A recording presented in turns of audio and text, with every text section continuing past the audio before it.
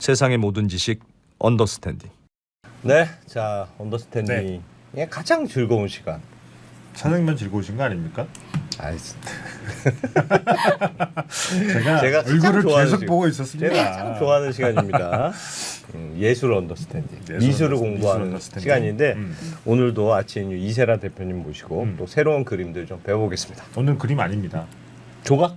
그렇죠. 아, 오늘은 새로운 조각 연습 배워보겠습니다. 안 해오셨습니까? 가장 좋아하는 시간이라고 말씀하셨는데 잠깐 헷갈렸습니다. 자, 어서 오세요. 안녕하세요. 네. 이세라입니다. 네, 안녕하세요. 오늘은 네. 그림이 아니고 네, 오늘 조각다. 맞습니다. 어. 네. 오늘은 지금 호암미술관에서 진행 중인 김윤신 작가의 대규모 회고전을 소개를 해드리려고 해요. 예. 김윤신 작가는 우리한테 좀 낯선 이름일 수가 있거든요. 잘 모르겠어요. 네, 처음 들어보시죠. 1935년생이시고 올해 이제 91살이 되신 70년이 넘게 작업을 해오신 한국의 1세대 여성 조각가이시고요. 예. 결론부터 이야기를 하면 이 전시는 최근 몇 년을 통틀어서 제가 본 전시 중에서 가장 그 인상 개인적으로? 깊었고, 네. 그 이분의 삶이나 작업이 한편의 정말 대하 드라마예요. 아 그래요? 그래서 제가 혼자 막 정리를 하고 공부를 해서 전달을 하기에는 좀 부족한 거예요. 그래서 방송을 준비하면서 미리 전에 좀 그 인터뷰를 요청을 드렸었고 예. 감사하게도 수락을 해주셔서 그 방송을 준비하는데도 좀 도움이 많이 됐었고요. 언더 구독자분들한테도 의미 있을 메시지가 방송 중간중간에 말미까지 이렇게 나오니까요. 오늘 방송은 꼭 끝까지 좀 다 보셨으면은 좋을 것 같아요. 보시면 한번 좋을 것 시작하면 같습니다. 시작하지를 말든지 시작했으면 끝까지 봐라. 맞습니다. 네. 오늘은 이 전시 본 얘기 들어가기 전에 제가 좀 다른 데서 얘기를 좀 시작해 볼게요. 예? 두 분 그 일하실 때 AI를 어느 정도 활용을 하십니까? 사장님은 A랑 같이 사세요. 저는 좀 요즘 사람이랑 잘- 얘기하는 것보다 AI랑 얘기하는 게 더 많은 거예요. 좀 잘 활용하시는 것 같으세요. 제가? 잘 활용하시는지는 모르겠는데 하여튼 끝없이 얘기하는 것 같습니다. 아, 끝없이. 그래요? AI 포모 어. 이런 말 좀 들어보신 적 있으세요? 요즘 AI 때문에 많이 나오는 이야기이기도 불안하다. 하죠. 그렇죠. 네. 이 용어 있잖아요. 그러니까 AI 나만 좀 못 못하는 쓰는 것 같아? 같고 아. 뒤처지는 것 같고 그래서 뭔가 좀 해야 될 것 같고 예. 이런 거. 주변에서 그런 얘기 되게 많이 해요. 네, 그쵸. 유료 구독 안 쓰면 안 된다. 너 아, 뒤처지는 거다. 무조건 맞아. 써라. 비싸더라도 써라. 구독해야 된다. 뭐 이런 거 하잖아요. 이게 남 얘기가 아니고 사실은 제 얘기이기도 한데 제가 좀 최근에 두어 달 전에 없이 굉장히 좀 우울했어요. 왜요? 왜? 그 사실 제가 성격이 별로 막 이렇게 오래 생각하거나 고민하는 거를 좋아하지도 않고 그런 걸 잘 하지도 못해요. 예? 일단 그 잠이 많아가지고 뭐를 막 오래 고민하거나 공부하거나 이렇게 못하는 애들 있잖아요. 진짜 제가 그러거든요. 그러니까 머리만 대면 자는 애들 있잖아요. 그래서 뭐 학교 다닐 때도 오래 공부하거나 고민하거나 뭐 이런 걸 잘 못한단 말이에요. 예? 근데 최근에는 잠이 안 와? 일생 동안 잠이? 어. 수면 장애 뭐 이런 걸 겪어본 적이 없는 앤데 잠이 안 와가지고 난생 처음 약도 좀 먹어보고 진짜로? 이런 거예요. 제가 AI 최근에 때문에? 고민을 좀 해봤죠. 근데 제가 꽤 오랫동안 그러니까 저의 그 일하는 방식이나 특히 효율이나 속도나 뭐 이런 속도나 이런 거에 대한 압박이나 스트레스가 생각보다 굉장히 좀 컸던 거예요. 그리고 그 중심에는 이런 우리가 그 생산성을 높이는데 가장 효율적인 도구다라고 하는 AI가 있는 거죠. 전 국민의 그 코워커인 AI가 있는 거죠. 그러니까 모두가 AI를 얘기하잖아요. 이건 어제 오늘의 얘기가 아니고 말씀하신 것처럼 챗 GPT를 써야 된다. 안 쓰면 큰일 날 것처럼. 그러고 쓰고 있었더니 이제 제미나이의 시대. 제미나이를 이제 참모진, 비서진처럼 써야 된다. 예? 근데 뭐 그냥 쓰면 안 되고 페르소나를 또 줘야 된다. 그래서 너는 이제 뭐 예를 들면 미술 전문가야. 이렇게 뭐 해서 캐릭터를 부여해야 된다. 근데 또 그렇게 이제 쓰고 있었더니 이젠 또 이제 클로드를 써야 돼. 클로드 시대다. 코딩을 해야 된다. 문과생도 클로드 뭐 코딩 할 수 있다. 그러니까 변화의 속도가 너무 빠르다. 너무 빠른 거예요. 너무 빠르죠. 그러니까 진짜 빠르죠. 너무 빠르고 이제 나 같은 애는 그 살아남을 수가 없겠구나. 무슨 말씀이세요? 왜 말로 하면 되는데 왜 뭐. 살아남을 수가 없겠다. 못 해먹겠다. 이제 이런 생각들이 이제 드는 거예요. 예. 너무 뭔가가 빠르니까. 그러니까 뭘 좀 이제 적응하려고 치면은 새로운 게 나타나고 이런 시대인 거죠. 벅차긴 하죠. 아, 그래요. 네.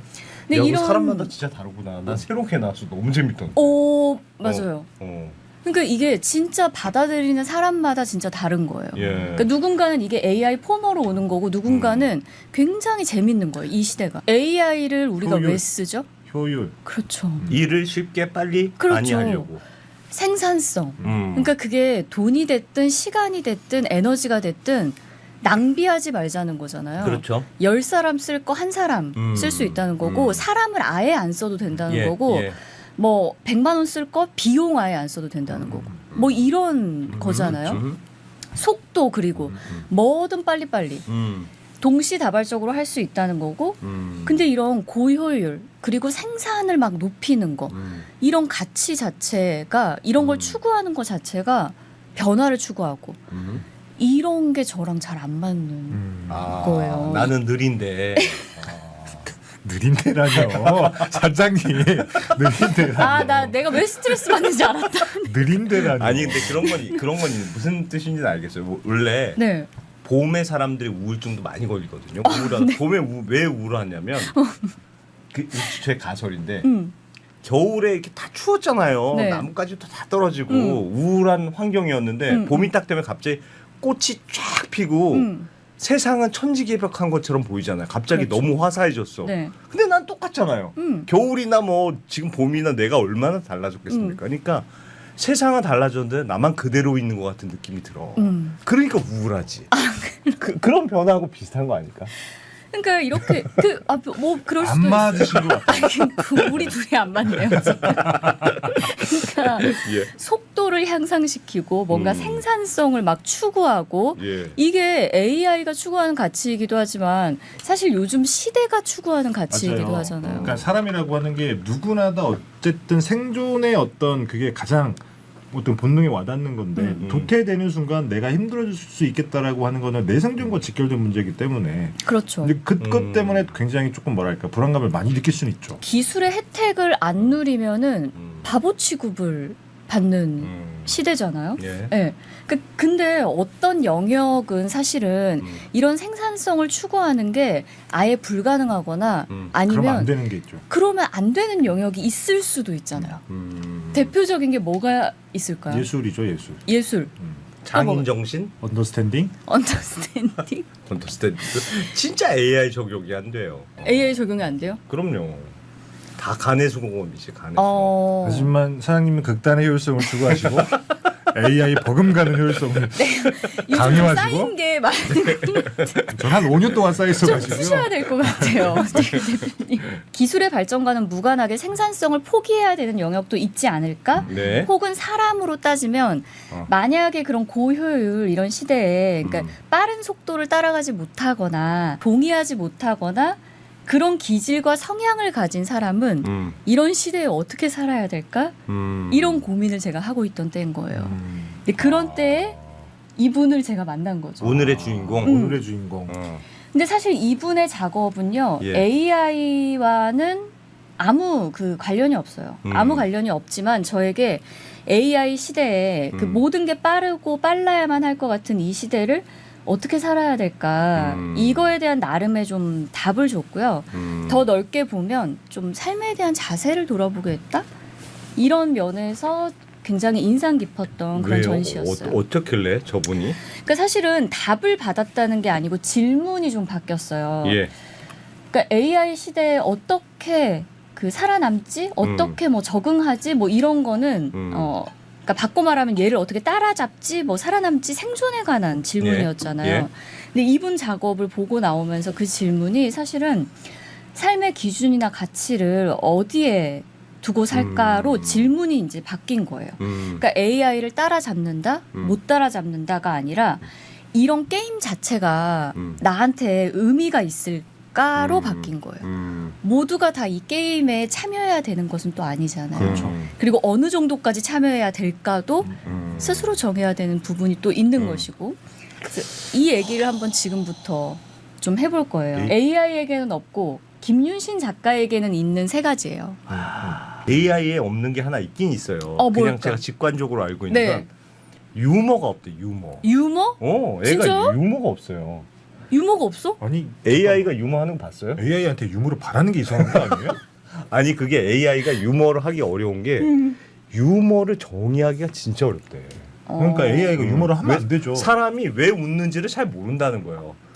딱 감동은- 웃기는 장면 있잖아요. 네. 예를 들면 개그맨이 이런 포인트의 웃겨를 가르쳐주기가 진짜 어렵대. 그거는 일종의 감각이거든요. 이런 상황에서 이렇게 얘기하면 사람들이 웃는다. 그걸 알려주기 인간도 왜 웃는지를 잘 몰라서 그거 AI가 왜 웃기게 얘기하는지를 알려줄 방법이 없다는 거야. 그리고 사실 사람마다 웃음 포인트가 또 다르니까. 다르잖아요. 그래서 달라. 사장님이 AI를 그렇게까지 생각했다는 게 놀라운 거예요. 왜? 왜 AI한테 유머를 바라는 거지? 거의 도대체 사람 AI랑 뭘 하시길래? 대화를 오래 해봐. 대화를 오래 하면 그런 생각이 듭니다. 감동은 있나요? 그러면 AI한테? 감정적인 대화를 A랑 하시는 거예요? 감정적인 대화는 안 하는데 진짜 훌륭한 논리를 줄 때가 있죠. 그럼 제가 막 칭찬해줘. 오, 훌륭했어. 아, 찡할 때는 있구나. 직원들한테는 하지 않는 그런 칭찬을 하셨다는 거예요? 네. 아무튼 예. 그 많은 거를 알고 가는 것 같은데. 뭐 알겠습니다. 개그 말고. 일단 그러면 어. 김윤신 작가가 낯설다고 하셨잖아요. 유명하신 분이에요. 화단에서 활발히 활동을 하셨던 분이고 그 시기에 홍대 이제 조석과를 졸업을 하시고 파리로 유학도 갔다 오시고 70년대에 아까 방금 말씀드렸던 분들이랑 같이 73년도에는 상파울루 비엔날레 한국 대표 작가로 김창렬 화백, 뭐 이완 화백이랑 같이 비엔날레 대표 작가로 참여도 하시고. 근데 왜 우리한테 잘 낯설까? 모르냐? 이분이 80년대 중반에요. 아, 갑자기 아르헨티나로 이주를 하세요. 이민 가셨구나. 네. 그 한국에서 70년대에 굉장히 활발하게 활동을 하시거든요. 네. 그 정말 몇 안 되는 여류 조각가이자 그 상명여대에서 또 교수로 활동을 하시면서 작가이자 교수로 활동을 하면서 막 활발히 활동을 하시다가 아르헨티나로 이주를 한 다음에 40년 동안 그곳에 머물게 돼요. 처음에는 여행 삼아서 떠났는데 40년 동안 머물게 된 거예요. 너무 좋았어. 그때는 아르헨티나가. 아르헨티나가 되게 조금 잘 살 때이고 맞아요. 아르헨티나 잘 아르헨티나 샀지. 나라가 멋있을 때지. 네, 멋있을 때. 엄마 찾아 산말리. 엄마 찾아 산말리? 엄마 찾아 그건 또 산말리 뭘- 만화 모릅니까? 아, 만화는 아는데. 엄마 찾아 산말리가 아르헨티나로 가는 거였잖아요. 정말 아, 그 그래요? 뭐지? 아르헨티나의 식모로 간 엄마를 찾아가는 거거든요. 유럽에서. 맞아, 그래서 맞아, 아르헨티나. 맞아. 왜냐하면 아르헨티나가 잘 살았거든요. 맞아. 그때 잘 살았어, 맞아. 이렇게 뭔가 선발이 세대 차이가. 이러면 나는 이러면은 두 차이가. 분이 깜짝 놀라면서 아니 왜 갔죠? 뭐 이렇게 이제 질문이 나왔어야 되는데 네. 엄마 찾아 산말리 이런 게 좀 질문 좀 해보세요. 왜 네. 갔냐? 왜 갔냐? 왜 왜 갔냐? 갔냐? 조카의 가족이 이제 아르헨티나에 살고 있었어요. 이분의 예. 조카 가족이. 근데 이분의 그 조카가 이분을 꼬셔요. 이모 여기가 그 너무 좋다. 자연이랑 특히 나무가 그렇게 좋다. 이분도 이제 자연에 이제 반한 거예요, 사실은. 근데 이분을 그러니까 조카가 나무가 그렇게 좋다라고 해서 나무로 꼬셔요. 네. 그러니까 왜 나무로 꼬셨냐면 이 김윤신 작가가 원래 한국에서도 그 전부터 목조각을 하던 분이셨기도 했고 유년 시절부터 이렇게 나무에 대한 애착이 굉장히 남다른 분이었거든요. 또 사연이 있어서 그건 이제 곧 설명을 드릴 텐데 하여튼 그래서 한 달 정도 가서 여행을 쭉 하게 돼요, 이분이. 근데 정말 좋은 거예요. 거기에 뭐 자연이랑 뭐 아름드리 뭐 이런 나무들이. 그래서 그 길로 정착을 결심을 하고 나 여기서 원 없이 작업을 하겠다라고 마음을 먹고 실제 그렇게 하세요. 예. 그때가 84년이고 작가의 나이 49이에요. 김윤신 작가님은 독신이시거든요. 근데 49의 여성이 무슨 미국도 아니고 사실은 물론 조카가 있었다고는 하지만 아르헨티나로 이주를 그것도 예술을 위해서 그 이주를 감행한다는 게 쉽지는 않았을 것 매우 같거든요. 어렵죠. 근데 이때 또 김윤신 작가가 상명여대 교수로 재직 중이었다고 예, 했잖아요. 그래서 제가 이게 너무 궁금한 거예요. 그래서 그 물어봤어요. 예. 이건 실제 제가 작가님과 주고받았던 그 인터뷰 내용을 그대로 가져온 거예요. 아무리 아르헨티나 나무가 그렇게 좋았다지만 그러니까 작가님 왜 이렇게 융통성이 없으세요? 사실 이런 게 이제 생략돼 있는 거예요. 예, 왜냐하면 왔다 갔다 하면서도 좀 할 수 있지. 쉽지는 않겠지만. 그랬더니 작가님이 이렇게 대답을 한 거예요. 그 시절에 뭐 지금도 어렵지만 아르헨티나 오가는 건 무척 어려운 일이었다. 그래서 그러니까 우편으로 사직서를 냈대요. 근데 그게 반려가 되고 총장님이 월급 없이 교수직을 유지를 할 테니까 작업을 하고 돌아와라 라고 한 거예요. 예, 진짜 그래도 잘 봐줬네. 네.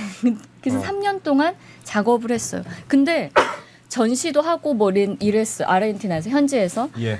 그래서 전시를 위해서 3년 뒤에 한국을 방문을 했고 그때 정식으로 사직을 해요. 교수직을.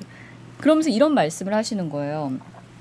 그 3년간의 작업으로도 만족할 수 없어서 이런 얘기를 하세요. 그러면서 뭐라고 하냐면 이분이 35년생이시잖아요. 예. 그래서 일제강점기랑 6.25를 다 겪은 분이란 말이에요. 그래서 마을 산에 그 소나무가 잘리거나 뽑혀 있는 거를 보고 어린 마음에 그 쓰러진 소나무를 다시 세워주고 싶은 그런 마음도 있었었고 6.25 피란 중에는 먹을 게 없어서 소나무 껍질을 벗겨서 먹은 뭐 그런 기억도 있다.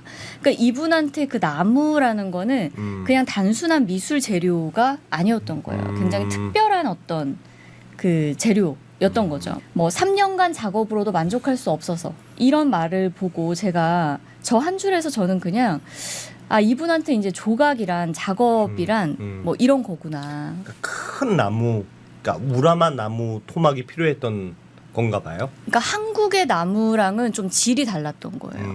한국의 식생이 나무는 다르니까. 예. 그러니까 뭐 사계절도 겪고 뭐 이렇지만 특히 이제 뭐 전쟁이나 뭐 이런 것들을 겪으면서 예. 힘이 좀 없잖아요. 근데 아르헨티나 나무들은 그렇지가 않은 거예요. 그러니까 너무 강하고 튼튼한 나무를 보면서 저 나무로 내가 평생 동안 작업을 하겠다.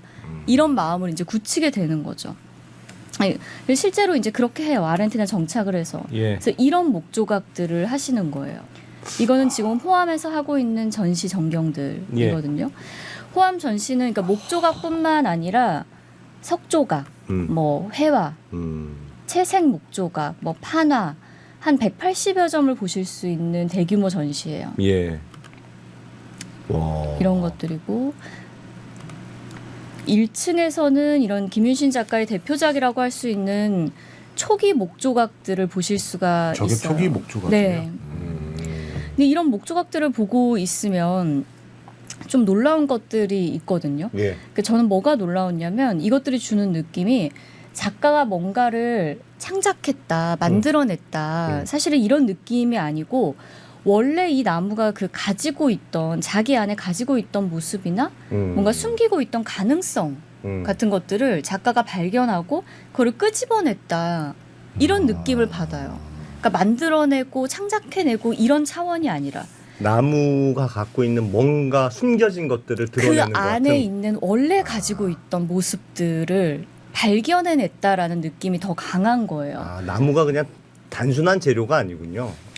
이 바깥에 있는 겉면을 그대로 살리는 작업들을 좀 하거든요. 김윤신 작가는. 그 느낌은 어디에서 오는 걸까? 이거를 여쭤봤더니 실제 작업을 하실 때 작가가 그 목재든 석재든 그 원형을 살려가면서 작업하는 거를 좋아하고 굉장히 그거를 이제 중요시 하신대요. 그래서 나무들 중에서는 벌레가 먹은 것도 있고 그 중심부가 이제 썩은 것들도 있을 거 아니에요. 예. 그렇겠죠. 근데 그것들을 잘 다듬어가면서 살려서 완성을 하는 거를 중요시한다고 해요. 그 작가님이 이런 표현을 쓰시는 거예요. 그거 그대로 나에게 온 인연이기 때문에 예. 그걸 이제 살려서 작업하는 거를 자기는 중요하게 생각한다. 이런 표현을 쓰시더라고요. 그 아르헨티나에 가서 전기톱을 쓰시기 시작한 거예요. 예. 너무 작업 단단하니까. 중에. 네. 이게 어떻게 오. 시작을 한 거냐면 예. 목재나 이런 재료를 구할 처음엔 돈이나 이런 게 충분치가 않으니까 근처에 비바람에 쓰러진 나무가 있어서 그거를 끌어다가 길가에 놓고 처음에는 그 망치, 끌 이런 것들로 이제 자르고 다듬고 이런 걸 한 거예요. 예. 근데 지나가던 어떤 아르헨티나 사람이 그러지 말고 우리나라 나무는 너무 크고 단단하니까 전기톱을 써라. 톱을 써라. 전기톱을 써라. 이런 써봐라라고 예. 한 거예요. 예. 그래서 한번 써보기 시작한 거예요. 너무 잘 잘려. 근데 그때부터 작업에 이제 속도가 나기 시작했다라고 하시더라고요. 이게 실제로 작업을 하는 지금 모습인데 예. 저게 나무가 너무 무거우니까 옮길 수가 없잖아요. 예. 그러니까 지렛대를 사용해가지고 지금 작가님이 옮기고 있는 거예요. 아. 네. 무거워서 나무가 너무 무거우니까. 네, 저런 작업들을 하시는 거예요. 이거 진짜 보통 일이 아니네 저거. 그러니까 체력이 엄청 소모가 되는 작업들인 거예요. 진짜 대단하시다. 야, 나무 두꺼운 거 봐라 저거. 그러니까 저렇게 두꺼운. 저 네. 들지도 못해요. 어. 나가 엄청 무거워. 그래서 이런 작업의 어떤 과정들을 보시면 그 전시장에 가서 보는 작업들이 아 이게 보통의 어떤 과정을 거쳐서 나온 것들이 아니구나 이런 생각들을 이제 하는 거예요. 그 실제 작업 영상이 전시장 가시면 이제 보실 수가 있거든요. 예. 굉장히 좀 아슬아슬해요. 그러니까 실제 작가님도 이런 얘기를 하거든요. 수십 년을 반복을 하다 보니까 지금이야 익숙해졌는데 초기에는 이런 그 억센 나무 조각들이 얼굴 쪽으로 이렇게 튀기라도 하면은 끝장이구나. 예. 자기도 이제 이런 생각들을 이제 하셨다고 이런 해요. 거 다 쓰고 하셔야 돼요. 네, 그렇죠. 그러니까 초기에는 굉장히 이제 어려운 과정들을 이제 좀 거쳤었고, 근데 굉장히 그 특유의 추진력이 있으셨던 것 같아요. 그래서 이주한 지 얼마 안 돼가지고 대사관도 찾아가고 이래서 그 부에노스아이레스 시립 현대미술관에서 초대전을 가져요. 예. 근데 제가 여기서 또 이제 궁금해가지고 또 한 번 참지 못하고 그 세속적인 질문을 한 번 더 했어요. 예. 이게 그 당시에 작가님 그 전시 전경이에요. 무려 이제 40년을 아르헨티나에서 사셨잖아요. 예. 근데 저는 이게 또 그 한국 화단이랑 점점 거리가 생기는 게 전 좀 또 작가로서 이뤄놓은 게 많았는데. 네. 좀 두려움 이런 것들이 좀 있었을 것 같아요. 근데 더 좋아하셨을 것 같다는 생각이 저는 좋아하셨을 것 같다. 불현듯 드는데. 왜요? 왜? 아무도 날 몰라. 사실 저는 가보지 않은 영역이지만 내가 하고 싶은 걸 하는 사람들은 누군가의 어떤 시선이나 나의 지위나 포지션 이런 걸 중요하게 생각하지 않기 때문에 내가 좋아하는 게 거기 있다라고 하면 오히려 훨씬 더 몰두할 수 있고 전념할 수 있잖아요. 근데 예술가에게도 독자는 있어야 돼. 욕망이라는 게 있을 수 있죠. 아 그렇죠. 그럴 수 있는데. 세속적인 어떤. 그러니까 그거는 이제 저 같은 이렇게 범인들이 가지고 있는 거라고 생각을 해서 물론 있을 수 있겠지만 우리가 생각하는 범인들을 생각하는 그런 욕망과는 조금 더 멀리 떨어져 계신 분이 아닐까라는 생각이 얼핏 들었다는 거죠. 맞아요. 그 기자님이 말씀하신 게 맞는 게 예. 이런 답변을 이제 하시는 거예요. 그 오직 내가 해야 할 일을 해야 한다는 생각만을 했고 사실은 그러니까 한국 화단과 거리가 생기는 걸 견뎠다라고 하기보다는 관심을 가질 이유가 없었다. 맞아요. 없었다. 그럴 것 같아. 완전 아이돈 케어네. 네, 그렇죠. 작업이 인생이고 뭐 내 인생이 작업이기 때문에 뭐 이런 답변을 그 해오시는 거예요. 진짜 나무가 좋았나 보다. 나무가 좋다고 아르헨티나에 눌러 앉으셨는데 굳이 그걸 신경 쓰시겠습니까? 한국의 나무는 너무 초라해 보인 거지. 한국의 나무는 너무 불쌍하다고 초라해 보여서. 생각하시는 아르헨티나의 것 같아요, 나무를 아니 그러니까 저렇게 두껍고 저런 나무가 막 천지에 있는데 우리나라는 이렇게 두꺼운 나무를 구하기 어렵잖아요. 다 얇잖아요. 그런 걸 보면 우리나라 두꺼운 나무는 오래된 나무라서 이제 자르지도 자르기가 못해. 못하죠. 자르지도 못하고. 근데 저는 약간 그 이런 작가님 대답이나 어떤 삶의 여정 이런 거에서 제가 아까 AI 이야기하면서 속도전 뭐 이런 얘기했잖아요. 삶을 바라보는 어떤 그 속도나 이게 기본적으로 굉장히 다르다라는 생각을 했거든요. 그러니까 자기의 어떤 속도가 다른 거예요. 그리고 무엇보다 선택과 의지의 문제 이런 생각이 들었어요. AI에게는 있고 없고 김윤신 작가에게는 있는 게 뭘까라고 했을 때 저는 선택과 의지의 문제라는 생각이 이제 들었거든요. 그러니까 오직 내가 해야 할 일 뭐 이런 표현이 저는 좀 와닿았는데 일생을 바쳐서 뭔가 이루고 싶은 어떤 게 있는 거죠. 어떤 게 김윤신 있는가. 작가에게는. 그러니까 여러 표현으로 말할 수 있을 것 같아요. 야, 이런 답을 기대했는데 내가 개그라고 했으니. 진짜. 인상 깊었어요. 꿈이나 의지나 목표나 뭐 이런 걸 수 있고 뭐 소명까지 가면 너무 거창하고 좀 무거운 걸 수 있는데 누군가에게는 뭐 더 작은 하루하루의 목표일 수도 있고 바람일 수도 있고요. 그러니까 중요한 거는 스스로 갖는 어떤 의지인 거죠. 선택하는 행위 뭐 이런 것들. 저는 약간 김유신 작가님의 삶이나 서사에서 이런 것들이 느껴지는 거예요. 그러니까 AI에게는 인간이 부여해준 의지와 목표가 그렇죠. 있는 거겠죠. 우리가 뭔가 부여해주잖아요. 무엇을 위한 의지였을까요? 뭘 하고 싶었을까요? 이게 굉장한 의지는 있었던 것 같아요. 그러니까 근데 무엇을 위해서 그런 걸까? 나를 위해서. 나를 위해서. 뭐 작업? 그럴 듯한 내가 만족할 만한 작품이 나올 때까지 해보고 싶어. 뭐 그런 거였을까요? 내 작업을 완성하고 싶다 이런 이야기들 작업하는 게 즐겁지 않으셨을까 싶은데. 뭐 진짜 작가님은 이런 이야기를 해요. 지금 내가 90살인데 예. 105살까지 살고 싶다. 105살 정도까지 살고 싶다. 그 전시장 가면 인터뷰가 있는데 인터뷰 영상에서 이런 이야기를 해요. 근데 왜 105살까지 살고 싶냐면 그때 정도 가면은 누가 봐도 아 이거는 김윤신이야 라고 하는 그 정도 작업을 그 정도 작업이 나올 것 같다는 거예요. 지금은 아닌데. 그래서 한 105살까지 살고 싶다는 거예요. 임창래 그 물방울 전 봤을 때도 저는 어떤 느낌이냐면 진짜 물방울을 집요하게 물방울로 그리잖아요. 근데 그걸 보니까 약간 뭉클함이 있어. 그 물방울에 대한 집념이 막 느껴져서 약간 뭉클하더라고 이상하게. 물방울만 봤는데도. 그게 그 사람한테는 뭔가 어. 그 일생을 바쳤던 거 아닐까? 근데 계속 보고 있으니까 와 정말 대단하다. 이 집요함. 물방울을 좋아하나 보다라고 생각하고 많은데 저는. 이래 제가 예술 이해를 못하는 거겠죠? 물방울을 뭔가 좋아하나 보다. 이상하게 물방울에 슬픔이 느껴지더라고요. 그 슬픔? 물방울을 완성하고자 하는 그 집념 그런 게 막 느껴져서 근데 두 분한테는 그런 게 있으세요? 저요? 저희는 그 정도까지는 없는 것 같아요. 집념을 가진다라고 하는 게 굉장히 저는 축복받은 재능이라고 생각을 하는데 그 집념은 참 쉽지 가지고 있는 사람 찾기가 쉽지 않아요. 이렇게까지 하기는 쉽지 않죠. 그게 그 집념이 어디를 향하는지 사람마다 또 다 다르겠지만 그 집념을 갖는다는 것 자체가 저는 굉장히 축복받은 재능이라고 생각을 해서 와 근데 안 돼. 이렇게 내가 집에 갈 수는 없어. 왜? 아니 전혀 지금 예상된 시나리오 얘들 뭐지 지금 하나도 흘러가는 게 얘들 아닌 거야, 뭐지? 지금. 이대로 내가 귀가 퇴근할 수 없는 게 이 의지라는 게 지금 너무 지금 김윤신 작가님처럼 대단한 어떤 모든 걸 버리고 막 아르헨티나에 예. 가고 지금 40년 살이하고 이런 어떤 예술가의 어떤 소명 이런 것만을 얘기하는 게 아니에요.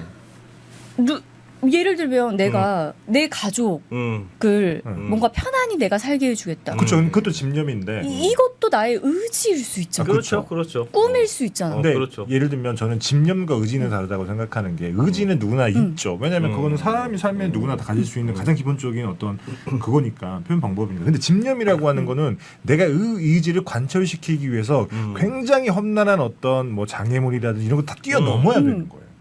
그래서 물방울에 슬프셨다라고 하는 게 얘는 이 물방울을 얼마나 집요하게 그리기 위해서 그래. 그 어떤 심적 고통 이런 것들을 느꼈을까라는 거를 아마도 공감하신 게 아닐까. 근데 그 집념은 사실 굉장히 어려운 거죠. 그거 예를 들면 아무나 할 수 있는 게 아니에요. 내가 그 자기 정신. 물방울을 그리고 싶다라고 하는 의지는 누구나 가질 수 있죠. 근데 내가 물방울만 그려서 이 물방울에서 끝을 보겠다라고 하는 집념은 재능인 거죠. 생각해봐, 물방울만 그린다고 생각해봐. 그건 재능이에요. 그게 쉬운 일이 아니에요. 그 재능이라고 하는 게 어쩜 빛나는 재능 그런 게 아니라 할 수 있다라고 하는 재능. 그건 아무나 못한다. 그건 아무나 못한다. 아무나 할 수가 없다. 그래서 재능이라는 거죠. 그럼 아무나 못한다. 근데 우리는 매 순간 살면서 선택하고 의지를 가지고 살지 않아요? 사람이라면? 맞습니다. 그건 그렇죠. 그건. 바로 지금 그 얘기하고 있는 건데. 봐봐. 그 의지가 다 있지 않냐? 지금 그래도. 그 얘기하고 있는 건데. 대화가 안 돼. 대화가. 지금 그 얘기하고 있는 건데. 의지가 그리고 있다. 이거 봐봐요.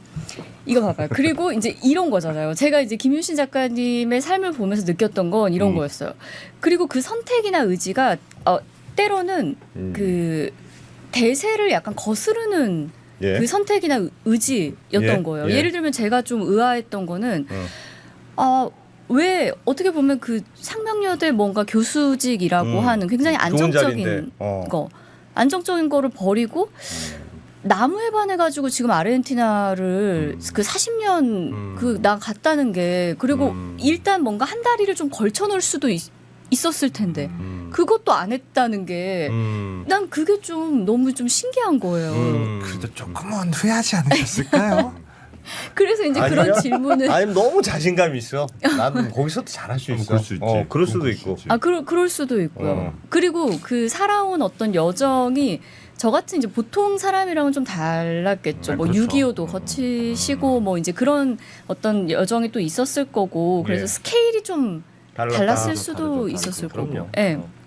그래서 매 순간 어떤 그 선택이나 의지나 이런 것들이 대세를 거스르는 어떤 거실 수 있겠다. 누군가의 선택이나 의지가 약간 이런 생각들을 좀 해보게 되는 거죠. 그래서 AI 시대에 제가 이제 고민을 했다고 했잖아요. 예. 생산성과 뭐 효율을 거스르는 그 인간들 어떻게 살아야 되나. 뭐 이제 이런 것들 그런 약간 겹쳐지는 이야기였고. 김윤신 작가님 작품 좀 볼까요? 그러면 그동안 그렇게 갈고 닦은 작품들 어떤 건지 좀 궁금합니다. 네, 이분이 한 70년 동안 이렇게 작업을 해왔잖아요. 예. 그 목조각뿐만이 아니라 석조각. 아, 저 돌로 만든 거예요? 네. 와, 돌도 그러니까 멕시코나 이런 곳에 가가지고 오지에 가서 또 석조각, 돌조각 작업도 하세요. 돌조각들도 굉장히 저 놀랍고. 어떻게 들고 왔어? 네, 그러니까 중보석에 해당한다고 하더라고요. 저는 예. 지금 돌이라고 표현을 했지만 오닉스 이런 그 중보석에 해당하는 것들을 그 또 이렇게 작업도 하시고요. 사실은 2020년 이후에 하는 그 채색 목조각이 있어요. 네. 그러니까 아까 우리가 봤던 거는 그 채색하지 않은 초기의 목조각들이잖아요. 예. 그것도 굉장히 아름다운데 2020년 이후가 되면은요, 굉장히 회화처럼 이 색깔이 정말 다양해지거든요. 이런 채색 목조각들이 너무 예쁜 거예요. 이런 것들이. 그러니까 이게 어떻게 해서 나오게 됐냐라고 예. 하면은 왜 코비드가 되면서 코로나가 되면서 작가님이 이분이 이제 시골에 어렸을 때 시골에 살았는데 주변에 온갖 자연이 어린 시절에 자기의 어떤 친구였던 거예요. 그래서 정말 어렸을 때 이렇게 누워서 보면은 밤하늘의 별이 자기한테 쏟아지는 것 같았대요. 아, 옛날 그랬겠지. 네. 그래서 막 그거를 보면서 저 별들은 쟤네들은 무슨 얘기를 할까 어렸을 때 실제로 별들의 이야기를 그 상상해 보기도 하고 별이 되어 보기도 하고 뭐 이런 것들이에요. 어렸을 때 그 아주 어렸을 때 기억이 떠오르면서 그 별의 이야기, 별이 무슨 이야기를 했을까? 이런 것들을 상상했던 어린 시절의 기억들, 별들의 대화를 상상하면서 했던 작업이 이런 채색 목조각이라는 거예요. 아, 저 별이 이게 네. 동글동글한 게 나름 별을 상징하는 건가 보다. 약간 별들의 대화. 별들의 대화. 네. 그러니까 구순이 넘은 작가가 어린 시절, 유년 시절의 별들의 대화를 상상하면서 이런 색을 쓰는 거죠. 별이 무슨 얘기를 할까? 이런 것들이 결국은 자연이 그러니까 무슨 얘기를 할까? 상상해 보는 거잖아요. 내가 걔네가 되어 보는 거잖아요. 이런 거 해보신 적 그게 있으세요? 너무 신기한 거야. 그런 생각을 할 수 있다는 게. 별이 무슨 얘기를 해? 나 그렇게 생각했는데. 어린 시절에도 어린 시절은 시절에도. 해볼 수 있잖아요. 별이 얘기를 할 거라고 상상해도 자체가 상상이 안 된다니까요. 저도 별이 그냥 별이구나. 저는 어떤 생각을 했냐면 별을 보면서 저 별은 무슨 자리, 저 별은 무슨 자리, 그러면 누구한테 가서 자랑해야지. 아니 별을 보면 그런 생각이 들었어요? 이세라 대표님. 어린 시절에? 어린 시절에 별을 어린 보고 시절은 우리 해보지 않아요? 별 보고 쟤들은 나한테 막 속삭이는 것 같아. 자연, 자연이나 이런 것들. 그러니까 꼭 별이 아니어도 지금 중요한 거. 나 오늘 죄송합니다. 나 오늘 집에 안 가. 여기 스튜디오도 덥고 나 오늘 제가 우울증 도지는 것 같아요. 우울증 다 나았다고 별이 생각했는데 무슨 얘기를 해? 누구나다 자연을 보면서 그런 생각을 많이 하죠. 네. 저 대화를 많이 했습니다. 풀과도 대화를 네. 많이 대화를 하고. 하고. 그러니까 중요한 건 이거거든요. 지금 핵심은 이건 거예요. 이 전시의 그 부제가 지금 합일 분이이에요. 야, 그게 합일. 무슨 말이에요? 무슨 그러니까 말이에요? 재료인 일. 예, 재료인 나무와 자신, 작가인 나. 아, 하나가 두 개인데 된다. 하나가 된다. 합일. 아. 이 둘이 다시 나뉘어서 작품인 하나가 된다라는 어. 게 분일인 거예요. 이거는 그러니까 세상 어디에도 없는 말인데 김윤신 작가가 1970년대 중반부터 현재까지 그러니까 한결같이 지켜오고 있는 작업 이념인 거거든요. 근데 이게 그 이렇게 말하면 굉장히 어려운데 영어로 하면 쉬워요. To be one인 거예요. 그러니까 둘이 그냥 하나가 되는 거예요. 네. 합일. 근데 이렇게 다른 존재가 되려고 하는 시도일 수도 있고 그거를 우리는 이해라고도 하고 사랑 작가님의 말에 따르면 사랑이라고도 하잖아요. 세상에 대한 사랑. 네. 다른 존재에 대한 사랑일 수도 있고. 진짜 예술가는 대단한 분. 그래, 진짜 감수성이 남다르네. 아니 그게 아니야 지금. 그게 왜 봐봐요. 예술가의 영역만이라고 생각. 아 근데 예를 들면 우리도 하고 있는 거죠. 그렇죠, 하고 있는 거긴 한데 사실 대상을 사랑하는 게 그러니까 예를 들면 굉장히 일반인들은 좁죠. 사랑할 수 있는 대상이 나의 가족, 그다음에 뭐 사람 혹은 뭐 애완견, 네. 근데 뭐 예를 들면 자연이라든지 혹은 어떤 나무라든지 네. 이게 물적 대상을 상대로 사랑이라는 마음을 표현하는 거는 굉장히 어려운 거라고 저는 생각을 해요. 그러니까 기자님. 뼈를 보면서 그러니까 그런 생각을 못할 그러니까 수가 기자님 이거 봐봐요. 나 이거 AI의 폐해인가 봐. 그러니까 A를 A라고 말하면은 A로밖에 못 받아들이는 거예요. 이거 봐봐. 봐봐요. 별을 보면서 저 별이 무슨 말을 할까라고 했어요. 그래서 제네를 보면서 무슨 말을 할까? 뭐 다른 존재가 되어본다라고 하는 거 이게 비유일 수 있잖아요. 그렇죠. 비유. 맞습니다. 그래서 작가님은 김윤신 작가는 별을 보면서 그런 생각을 했지만 아니 우리도 누군가를 보면서 그런 생각하잖아. 사랑을 해본 그렇죠. 기억이 있어요. 그럴 수 있죠. 그럴 수 있죠. 지금 대충 대답해 주는 것 같은데 아니, 퇴근하고 아니, 싶어가지고. 다른 사람이 되어보고자 하는 상상을 하고 사물에 대해서 생각해보고 그게 본능적인 사고죠. 그렇죠. 그러니까 다른 존재가 되려는 시도. 그게 사랑이기도 하고 뭐 이해이기도 하고. 근데 이게 사람만 또 하는 거잖아요. 사람, 그렇죠. 휴먼만. 그러니까 AI에는 없는 것들.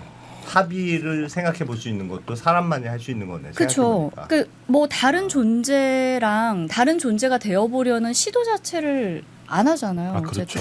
맞지. 대표님은 직접 가서 보셨는데 실제로 보면 좀 달라요? 어때요? 작품들 보면? 작품이 진짜 이 사람이 만든 게 맞을까? 약간 그거 그런 웅장한 느낌이 있어요. 일단 그 스케일이 좀 달라요. 제가 굉장히 좋아하는 사진 2점을 지금 가지고 온 거예요. 둘 다 목조각인데 느낌이 좀 다르잖아요. 예. 네. 하나는 그러니까 사람 키보다 굉장히 큰. 그러네. 네. 실제로 보면 더 막 와 이런 느낌이겠네. 네. 살짝. 특히 이제 사람 키보다 큰 이 작품을 보면은 좀 토템 같은 그 느낌 안 드세요? 약간 네. 그런 느낌이에요. 우리 왜 돌 쌓아가지고 기도하듯이 뭔가 염원을 담아가지고 예. 이 느낌 좀 안 드세요? 마을 앞에 서 있는 이 네. 그런 느낌. 좀 네. 뭐라고 하죠? 뭐 천하대장군? 그런 것도 있고 아니면 돌들 이렇게. 네, 왜 소원 빌듯이 맞아요. 실제 거기에서 이제 출발을 한 게 이 작가가 그 기원사키라고 하는 연작이에요. 네. 이것도 목조각. 연작이에요? 네. 제목도 그러하네요. 네, 연작인데 이 작가님이 6남매예요. 근데 오빠가 있었대요. 2대 독자인데 얼마나 귀했겠어요. 네. 독립군 활동을 한 거예요.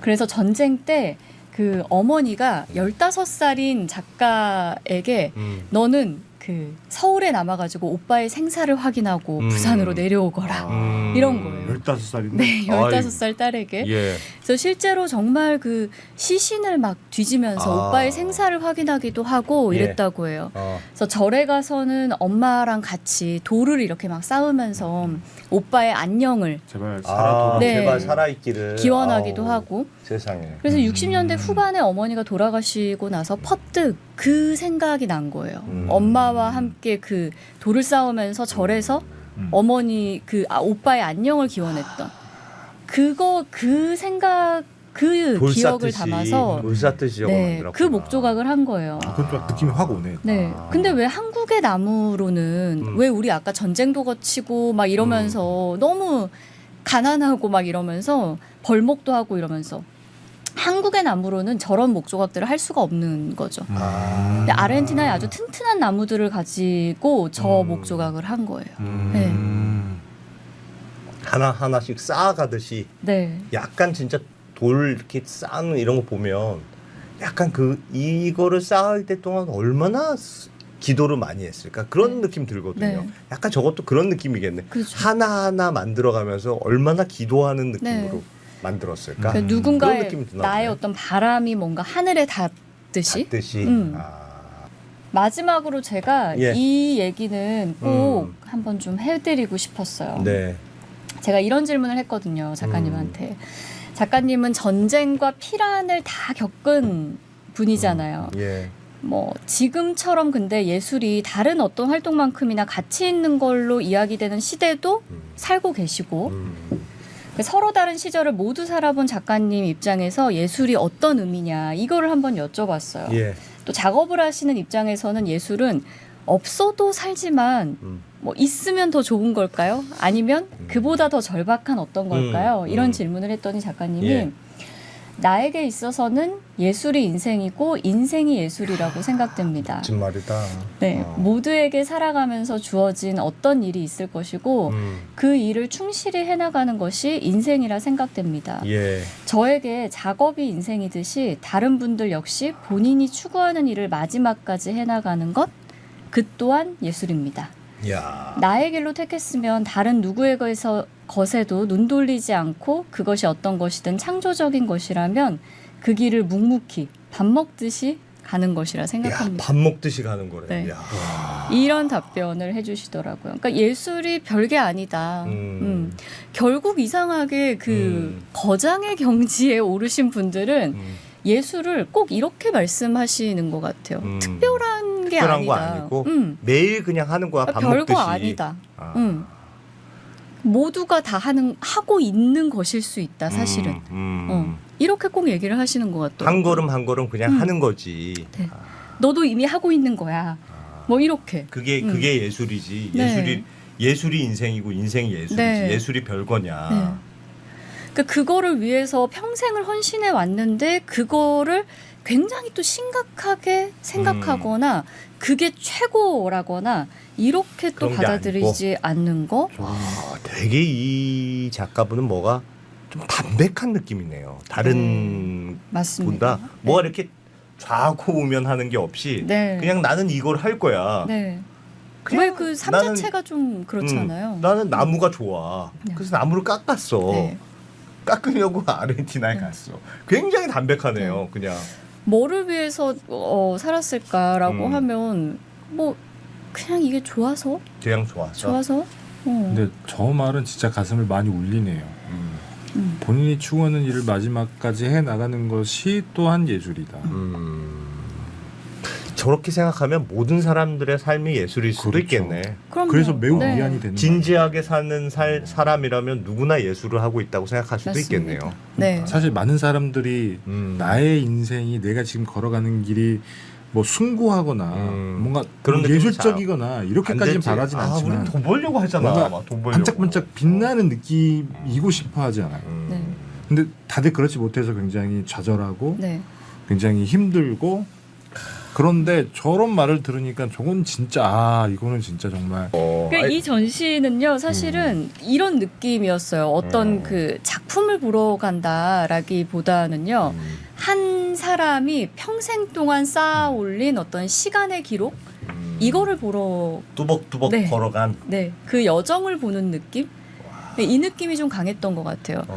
그래서 뭔가 예술이나 미술에 대해서 생각하게 한다라기보다는 그래서 삶에 대해서 생각하게 하는 지점이 더 많았던 것 같아요. 그래서 위로를 받을 것 같아요. 정말 진짜. 대표님은 AI 그 우울증은 좀 치료가 되셨습니까? 그러니까 저걸 보고. AI가 이렇게 네. 삭막하게 구는데 하는 저희가 뭐 건데. 굉장히 갔는데 뭐가 이렇게 네. 당신이 천천히. 그렇게 걸어가는 당신의 인생이 또한 예술입니다라고 얘기를 하면 얼마나 그 위로 감동받았겠어요. 받았고 치유가 됐다가 어. 여기 와서 다시 그 우울증이 도졌어요. 다시 그 우울증이 그 마음 지금 충분히 이해합니다. 도지고 항상 갑니다. 사장님한테 제가 느끼는 바가 그러합니다. 지금 예, 도지고 가는 그런 느낌이기는 한데요. 예. 되게 요즘 너무 AI에 지금 물들어가지고 그러는데 예. 그래도 저 말은 멋진 말이네요. 예. 저는 저 말 때문에 꼭 묵묵히 한번 밥 먹듯이 어. 가는 것이다. 가서 한번 봐야 되겠다는 생각을 개인적으로는 했습니다. 네. 제가 별로 안 좋아하는데 전시관 가는 걸. 저 말이 너무 와닿았어요. 진짜. 그러니까 속도와 생산성과 효율과 빠르게 대해서 한 번 더 생각하게 하는 그런 작가이고 그런 전시였습니다. 저에게는. 지금 호암 미술관? 네, 내서 지금 전시하고 호암에서 있고. 전시를 하고 있습니다. 예, 6월까지니까는 꼭 한번 좀 가보시면 좋을 것 같아요. 자, 김윤신 작가님 오늘 처음 들어봤는데 뭐 좀 물림이 있네. 뚜벅뚜벅 걸어. 수십 년을 한 방향으로 뚜벅뚜벅 걸어가는 약간의 장인 정신 같은 게 느껴지고 그런 분들은 참 이렇게 보면 왠지 약간 존경심이 느껴져요. 맞아요. 별거 아닌 것 같아도 한 방향으로 계속 한다는 게 엄청 대단한 거잖아요. 그리고 또 위안을 받는 것 같기도 해요. 누구한테나 그런 것들이 있고 우리도 사실 밥 먹듯이 묵묵히 매일매일 방송하고 있으니까 우리도 예술을 혹시 하고 있는 건가? 그렇죠. 그런 위안도 살짝 듭니다. 네, 오늘 또 멋진 작품 소개해 주셔서 감사합니다. 고맙습니다. 감사합니다. 고생하셨습니다.